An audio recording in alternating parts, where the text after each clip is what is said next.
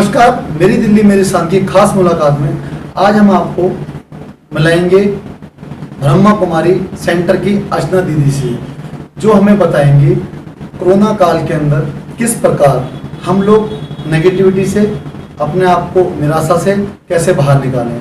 बताया जाता है कि ब्रह्मा कुमारी का ये जो एक विचार है सीधा शिव से जुड़ा हुआ है। किस प्रकार शिव के मार्ग को ये आम आदमी तक लेके जाते हैं और आम आदमी को किस प्रकार शिव से मिलाते हैं। तो अर्चना जी, आपका बहुत बहुत स्वागत है मेरी दिल्ली मेरी शान में। सबसे पहले हम जानना चाहेंगे कि आपका ये जो विचार है किस प्रकार लोगों तक जाता है और किस प्रकार आप कार्य करते हैं।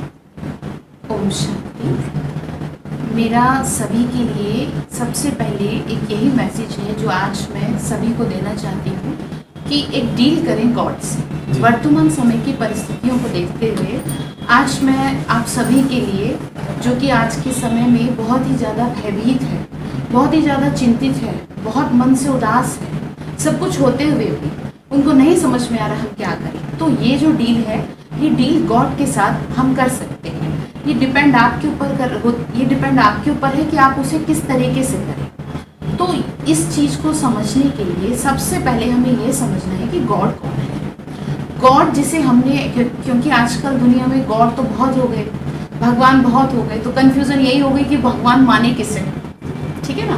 तो सबसे पहली बात, अगर मैं शास्त्रों की बात करूँ, शास्त्रों के अकॉर्डिंगली जिसे गॉड कहा गया है उनका जो रूप है वो ज्योति स्वरूप है, वो एक निराकार की फॉर्म में दिखते हैं।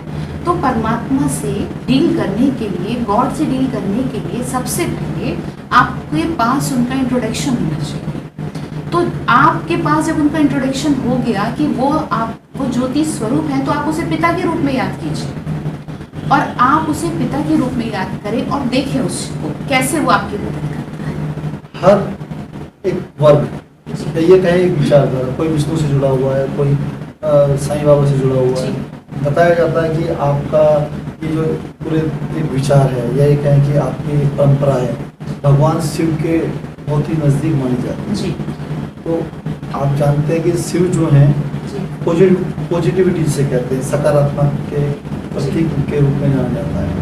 तो आप कहाँ देखते हैं कि इस वक्त जब लोग डरे हुए हैं, लोग भयभीत हैं, लोग आर्थिक रूप से, मानसिक रूप से बहुत दुखी हैं, हम ये कह सकते हैं कि नेगेटिविटी पूरे विश्व में छाई हुई है, तो सकारात्मक ऊर्जा के लिए क्या करना चाहिए? आपने बिल्कुल ठीक सवाल पूछा, क्योंकि सबसे बड़ी प्रॉब्लम जो हो गई है वो आजकल के टाइम में यही हो गई है कि लोग भगवान को मानते तो बहुत है लेकिन उसे जानते नहीं है। उसे जान करके याद करना, और संस्थाओं में और हमारे ब्रह्मा कुमारी संस्था में यही फर्क है कि हम भगवान से सीधी बात करते हैं। भगवान बहुत सिंपल सी हमारे साथ बातचीत में है, जैसे कि पिता और बच्चे का संबंध। वो हमसे कहते हैं कि तुम मेरे से सीधी बात करो, जैसे कि पावर्स ऑफ द प्रेसिडेंट। अब आप ये देखिए कि जो प्रेसिडेंट है वो तो अपने राष्ट्रपति भवन में बैठा है, लेकिन पावर उसकी सारी दुनिया में काम कर रही है। तो हमारा गॉड, हमें गॉड ने ये मैसेज दिया है कि तुम क्या करो, मंदिर मस्जिद गुरुद्वारे में क्या है, मेरी पावर काम कर रही है, तुम मुझसे सीधा बात करो। इट मीन्स मेरा जो रूप है ना, मुझे उसे देख के बात करो। मैं तुम्हारे बिल्कुल मतलब जैसे अगर शास्त्रों के अकॉर्डिंग बात की जाए तो शास्त्रों में भी लिखा है कि मैं जप तप दान पुण्य तीर्थ वेद शास्त्र इत्यादि से प्राप्त नहीं होता, मुझे मेरे द्वारा प्राप्त किया जा सकता है। तो आप उसको ज्योति स्वरूप में पहचान कर उससे बातचीत करें। तो जब आप उससे बातचीत करेंगे तो आपके अंदर अपने आप ऊर्जा आने लगेगी। फिर आपको बाहर से किसी भी तरह से कुछ चीज़ों को वो करने की ज़रूरत नहीं है कि कोई मुझे समझाए। कोई, जैसे कि माँ और बच्चे का संबंध, माँ क्या करती है, देखिए जब बच्चा रो रहा होता है तो दूसरे की गोदी में जाता है तो क्या है, वो और रोने लगता है, लेकिन माँ जब उसे लेती है और प्यार से उसको टच करती है तो वो बच्चा चुप हो जाता है। माँ ने क्या कर दिया, वो टच, उसका टच ही तो उसे चुप कर देता है। तो भगवान का टच हमें मिला है। उसके लिए फिर कैसे संपर्क किया, आपके अलग अलग आश्रम है, कहाँ कहाँ सेंटर है और किस प्रकार आपसे लोग जुड़े? उसके लिए सबसे पहले हमारे यहाँ 7 डेज का कोर्स होता है। आप उस 7 डेज में आपके पास टाइम नहीं है तो आप 3 डेज में भी कर सकते हैं, जिसमें हम आपको ये समझाते हैं सबसे पहले आप हैं कौन। एक ये पहेली है जैसे, क्योंकि आजकल के टाइम में सभी को ये है कि जी मैं तो ये बिजनेसमैन हूँ और मैं इस पोस्ट पे हूँ। वास्तव में ये आपकी आइडेंटिटी नहीं है। आपकी आइडेंटिटी क्या है वो हम आपको बताएंगे। और फिर दूसरा ये कि जिसे दुनिया ढूंढ रही है, जिसे पुकार रही है, जिसे सन्यासी लोग घर बार छोड़ के भाग जाते हैं ढूंढने के लिए, वो कहाँ है? जब डॉक्टरों से भी कुछ नहीं होता तो क्यों कहते हैं भगवान को याद कर लो, पहले कह दिया होता तो आज ये दिन ना आए होते। तो वो कौन है? कभी तो हम मिले होंगे उससे, उसको पहचानने के लिए हम ये नहीं कह रहे कि हम सही कह रहे हैं, आप स्वयं बुद्धिमान हैं। आजकल के टाइम में बहुत एजुकेटेड है लोग, आप खुद जस्टिफाई करिए। आप भी एजुकेटेड हैं, आप एक अच्छे खासे जगह पे निवास करती हैं, तो आपको प्रेरणा कहाँ से मिली? मैं बचपन से ज्ञान में हूँ। बचपन से इन द सेंस मैं जब 3 साल की थी तो मेरी मदर को ये ज्ञान प्राप्त हुआ, और उसके बाद आफ्टर 18 यानी 18 साल के बाद मुझे उसकी फीलिंग होने लगी। मुझे ऐसा लगने लगा कि जैसे कोई प्रकाश मेरे साथ साथ चलता है जो इन आँखों से दिखाई नहीं देता। वो फीलिंग है जो मैं आपको वर्ड से नहीं बता सकती। फिर जब मेरा कॉलेज था, कोर्ट था, तो सारी ही जगह मैंने इस चीज़ को फील किया कि वो मेरे साथ साथ चलती है। एक चीज़ कही जाती है कि हम किसी भी मान लीजिए सत्संग से जुड़ते हैं, किसी को अपना गुरु बनाते हैं, कुछ जगह ये होता है कि अब कहते हैं अपने परिवार को छोड़ दो, कहीं कर्मकांड इतने सारे होते हैं, सबकी अपनी अपनी पद्धति है, तो कहीं आदमी उलझ जाता है, कहीं बहुत ही ज़्यादा एक कठोर ऐसे नियम मान देते हैं कि आदमी के बस से बाहर की बात होती है। आप यहाँ कहाँ मानते हैं कि जैसे अभी आपने बताया कि आप बचपन से इससे जुड़े रहे, तो क्या गृहस्थ आश्रम में रह के ब्रह्मा कुमारी से जुड़ा जा सकता है? जी बिल्कुल। वास्तव में जो ये ब्रह्मा कुमारी आश्रम है, इसका एम ऑब्जेक्ट ही है नर से नारायण, नारी से लक्ष्मी बने। जैसे कि आपने सुना होगा, नर ऐसी करनी करे जो नारायण कहलाए और नारी ऐसी करनी करे जो लक्ष्मी कहलाए। तो ये जो ज्ञान है ना, ये गृहस्थियों के लिए है कि आप अपने घर में रह के कैसे आप अपनी लाइफ को सेटल करें। हम आपको ये नहीं कहते कि आपके पास कोई प्रॉब्लम नहीं आएगी, प्रॉब्लम आएंगी, लेकिन आपको मेडिटेशन से आपको पावर मिलेगी उसको फेस करने की। तो आपको, क्योंकि देखिए कोई भी व्यक्ति अकेला जीवन नहीं जी सकता, ना तो नारी को अकेला दिखाया है, ना ही नर को अकेला दिखाया है। हमेशा गृहस्थ आश्रम को सर्वोत्तम माना गया है, तो हमारे यहाँ भी गृहस्थ आश्रम को सर्वोत्तम माना जाता है कि आप घर में रहें और घर में रह के उस परमात्मा से ऐसे संबंध जोड़े जैसे आपके घर में बाकी के लोग हैं ना, जैसे सपोज 3 लोग हैं तो चौथा वो हो गया। बस भगवान जो है बहुत सिंपल सी लैंग्वेज समझते हैं, प्यार की भाषा। उनको आपका पैसा, धन दौलत नहीं चाहिए। जैसे भी आपने बताया कि गृहस्थ आश्रम में रह के आप ईश्वर को प्राप्त कर सकते हैं। अभी आप अच्छी तरह जानते हैं कि सब लोगों के पास काम नहीं है, परेशान है जी। एक आज से 8 महीने पहले या 6 महीने पहले भी ये था कि हम अपने परिवार में कम समय देते थे, क्योंकि आप अधिकतर मेट्रो सिटी में बिजी लाइफ थी जी। अब 16-16 घंटे हम अपनी पत्नी के साथ होते हैं, बच्चों के साथ होते हैं, चिड़चिड़ापन भी कहीं ना कहीं आ रहा है, कुछ ऐसे कह सकते हैं कि ज़रूरतें भी लोगों की कम पूरी हो पा रही है। तो उस दिशा में आप क्या कहना चाहते हैं कि ईश्वर का कितना ध्यान करें, उस समय हम क्या करेंगे परिवार के साथ? आप उसके लिए ये कर सकते हैं कि जैसे जितनी बार आप जैसे घर से निकलते हैं अपने ऑफिस के लिए, आप अपने घर में भी तो फ़ोन करके पूछते हैं ना, भाई सबने भोजन कर लिया, बच्चे ठीक हैं, सब ठीक है, तो एक बार फ़ोन उसे भी कर लीजिए, यानी कि उस गॉड से भी बातचीत कर लीजिए मन ही मन, उससे कहिए तो सही। आप उसे फ्रेंड भी बना सकते हैं, आप उससे बहुत सिंपल लैंग्वेज में अंदर ही अंदर बात करें। ये बात ऐसी है जैसे कि आप किसी को बहुत दिल से चाहते हैं ना, तो कोई भी प्रॉब्लम होती है तो उसकी पिक्चर सामने आ जाती है कि वो उससे हम अपनी बात कहें। तो जो परमात्मा है ना, वो ज्योति स्वरूप, उसको दिल में बसा लें, और जब भी आपको लगता है आप डिस्टर्ब फील हो रहे हैं तो तुरंत उससे बात करें अंदर ही अंदर, सिर्फ आंखें बंद करें और उसका ध्यान करें और वो आपको शांत करें। आपको इसके लिए 2 से 3 बार भोजन के समय, रात को सोने से पहले, और जब आप ऑफिस के लिए निकलते हैं, घर से निकलते हैं या घर में आए, 5-5 मिनट के लिए कर लें। कोई ये नहीं कहा जा रहा, देखिए मैं आपको बताना चाहूँगी, हम कोई सन्यासी नहीं है, हमने कोई घर बार से सन्यास नहीं किया, हमने विकारों का सन्यास किया है, हमने बुराइयों का सन्यास किया है। तो आप भी और भी लोग घर में रह करके उस चीज़ से जुड़ सकते हैं।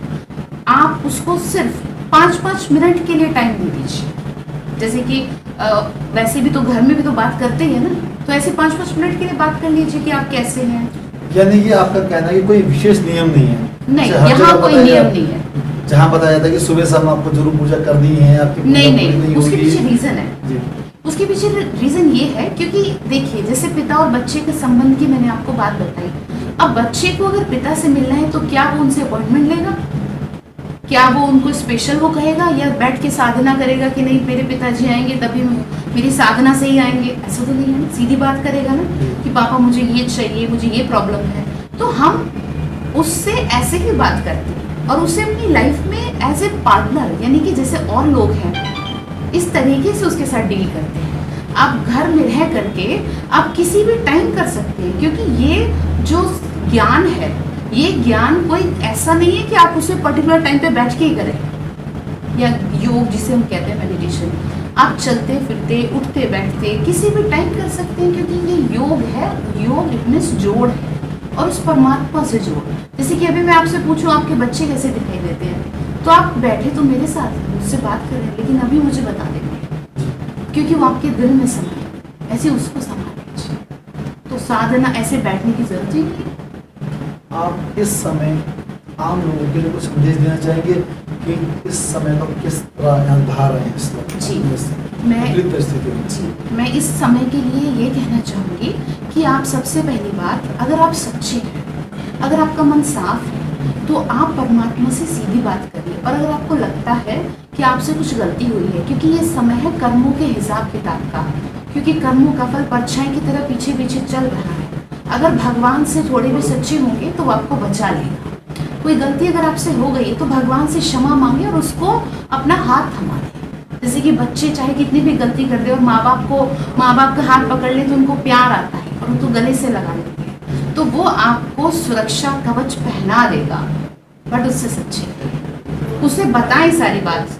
अगर फैमिली में कोई प्रॉब्लम है, कोई फाइनेंशियल प्रॉब्लम है, आप उससे कहें, आप उससे एज ए फादर बात करें कि आप क्या कर रहे हो, जैसे हम इंसान से करते हैं ना, ऐसे बात कीजिए, सीधी डायरेक्ट कम्युनिकेशन, बीच में कोई ना है। जैसे रिलेशनशिप और फ्रेंडशिप में अगर कोई तीसरा व्यक्ति आता है तो वो ब्रेक हो जाती है ना, तो हमारे और उसके बीच में कोई तीसरा नहीं। द्रौपदी का मिसाल है, 5 पतियों पे आस लगा के बैठी रही, किसी ने नहीं बचाया, आखिरकार श्री कृष्ण को बुलाया, तो कहते आप पहले क्यों नहीं आए थे? तो क्या कहा, तुमने मुझे बुलाया कहा था। तो मैं सिर्फ एक लास्ट में यही मैसेज देना चाहूँगी कि अगर आप भगवान की मदद चाहते हैं, अगर आप चाहते हैं आपका जीवन सुरक्षित हो, तो सीधा बातचीत करें उससे।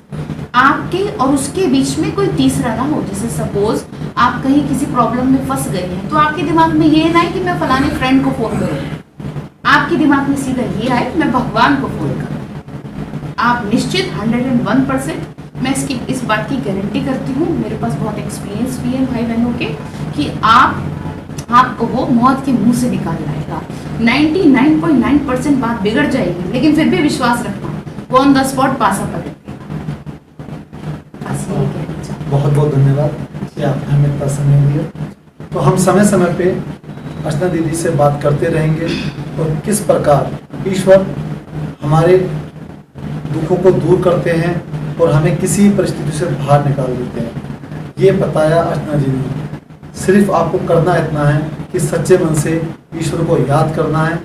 आप जहाँ भी जिस भी परिस्थिति में होंगे, ईश्वर आपकी जरूर मदद करेंगे। बस शर्त एक है कि आपको सच्चे हृदय से उन्हें याद करना है। मेरी दिल्ली मेरे शान के लिए गोपाल राज कुलकर्णी।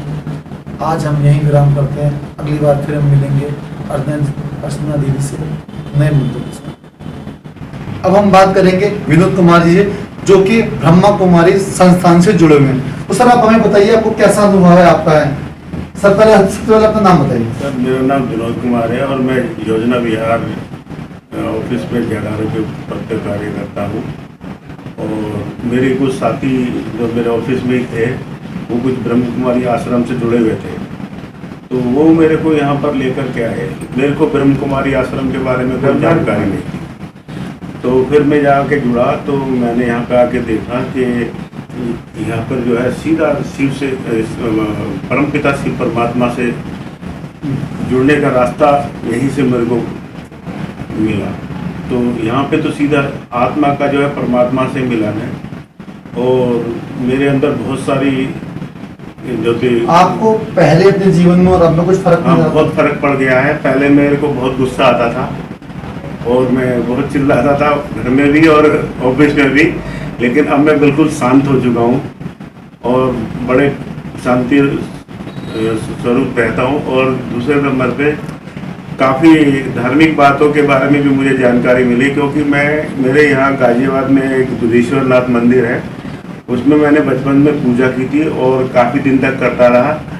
तो मेरे को ये तो पता था कि शिवलिंग पर जो है जल चढ़ाते हैं और भांग चढ़ाते हैं, आग धतूरा चढ़ाते हैं ये। तो यहाँ पर आने के बाद में मेरे को ऐसी ज्ञान प्राप्त हुआ कि भाई बाबा के शिवलिंग के ऊपर जो है आग धतूरा और भांग नहीं चढ़ाना चाहिए। जो 5 विकार है ना, काम क्रोध लोभ मोह अहंकार, और जो अपने जो मनुष्य के जो दिल के अंदर जो जहर भरा हुआ, उस जहर को जो है शिवलिंग पे चढ़ाना चाहिए, ना कि आग धतूरा या भांग चढ़ाना चाहिए। या ना कि और 75% पानी मिलाकर के जो दूध चढ़ाते हैं, उसी पानी को यदि किसी उसको चढ़ाने वाले से कहा जाए भाई तू पी ले, तो नहीं पिएगा, जो भी वो शिवलिंग के ऊपर चढ़ाते हैं। तो मेरे को बहुत अच्छा लगा और मैं ब्रह्म कुमारी आश्रम से जुड़ा हुआ हूँ और मैं बहुत शांत हूँ। मेरे को जो है मेरे अंदर बहुत सारी चेंजिंग आई है, जो कि मेरे को गुस्से वगैरह आता था, अब मैं बिल्कुल शांत रहता हूँ और लोगों को भी इससे जुड़ना चाहिए, मेरी ये प्रार्थना है लोगों से। जैसा कि इन्होंने हमें बताया कि किस प्रकार इनके जीवन में परिवर्तन आया और किन किन बातों का इनको ज्ञान हुआ। हमें कर्म कांड में ना पढ़कर सही दिशा में किस प्रकार भगवान को प्राप्त किया जाए, इस प्रकार की यहाँ पे इनको जानकारी प्राप्त हुई और इनका मानना है कि हमें और लोगों से भी जोड़ना चाहिए। हम आपके अनुभव और औरों के अनुभव, सभी के अनुभव अपने दर्शकों के बीच लाते रहेंगे। ब्रह्मा कुमारी आश्रम से सीमा गुप्ता के साथ गोपाल राजपूत।